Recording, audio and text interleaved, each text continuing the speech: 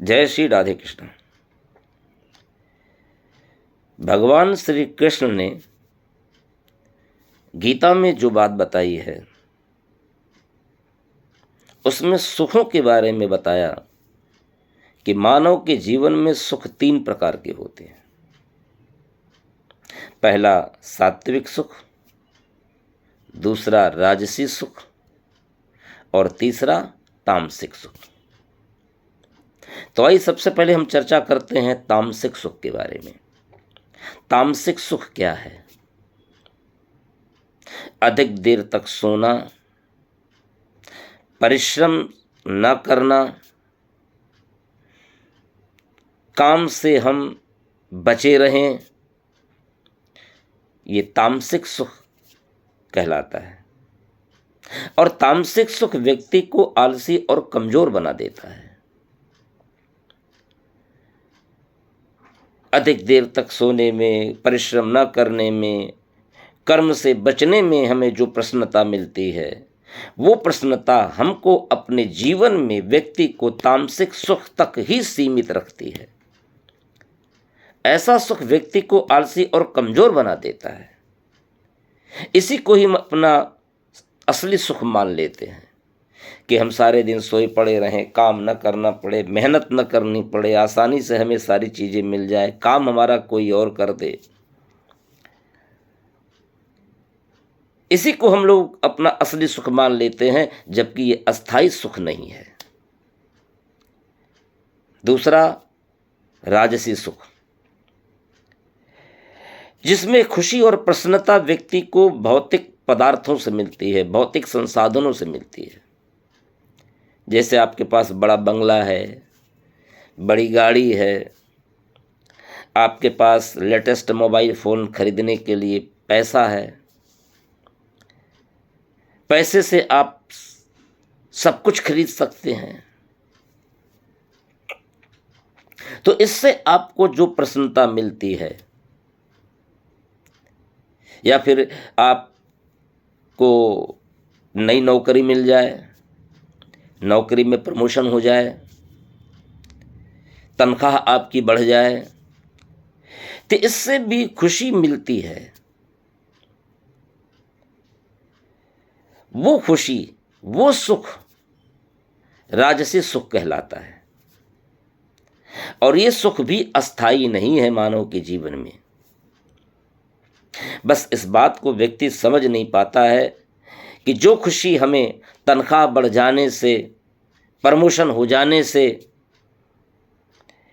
जो मिलती है, ये थोड़ी देर में गायब भी हो जाती है। ये खुशी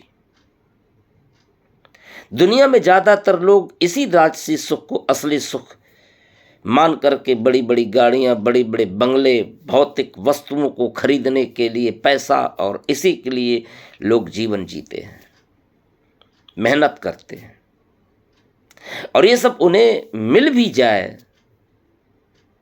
तो हमेशा के लिए वो खुश नहीं रह पाते।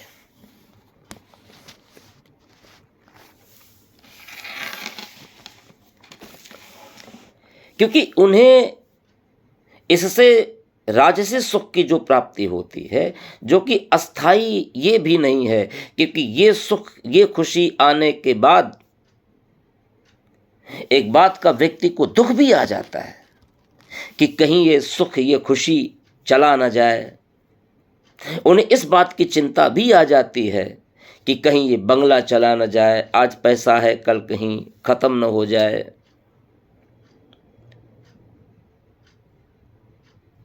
लेकिन जो सबसे बड़ा मानव के जीवन में सुख है, वो है सात्विक सुख। और ये सात्विक सुख व्यक्ति को आता है जब व्यक्ति के अंदर मोह समाप्त हो जाए, व्यक्ति के अंदर का जो लालच है वो खत्म हो जाए। इस सुख को प्राप्त करने के पश्चात, इस सात्विक सुख को प्राप्त करने के बाद व्यक्ति मोह और लालच से बिल्कुल परे हो जाता है। भगवान श्री कृष्ण कहते हैं कि व्यक्ति इस सुख को प्राप्त करने के लिए ये सुख भी प्राप्त करना बहुत आसान नहीं है, ये सुख प्राप्त करना बहुत कठिन है। इस सुख को प्राप्त करना बस उसी तरह से है जैसे व्यक्ति को जहर पीने के समान है।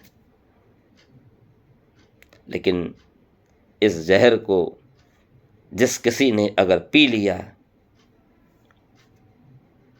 इस जहर पर जिस किसी ने व्यक्ति ने विजय प्राप्त कर ली, तो फिर अंत में यही जहर उसके लिए अमृत बन जाता है और फिर व्यक्ति कभी दुखी नहीं रहता। उदाहरण के लिए,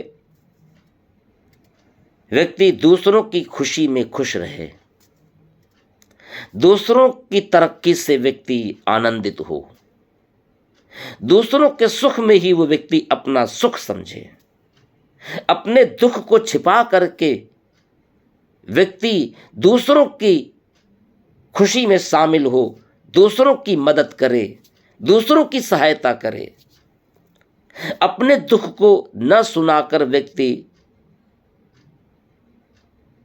उसके दुख को सुने। क्या ऐसा व्यक्ति आजकल इस संसार में लोग हैं? आजकल ऐसे लोग क्या मिलते हैं जो दूसरों की खुशी में खुश हो जाएं, दूसरों की सफलता से उनको ईर्ष्या न हो। और आजकल बहुत सारे लोग सब कुछ होते हुए भी दुखी क्यों हैं?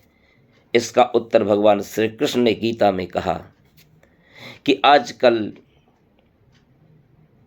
इस दुनिया में, इस संसार में व्यक्ति के पास सब कुछ होते हुए भी व्यक्ति दुखी इसलिए है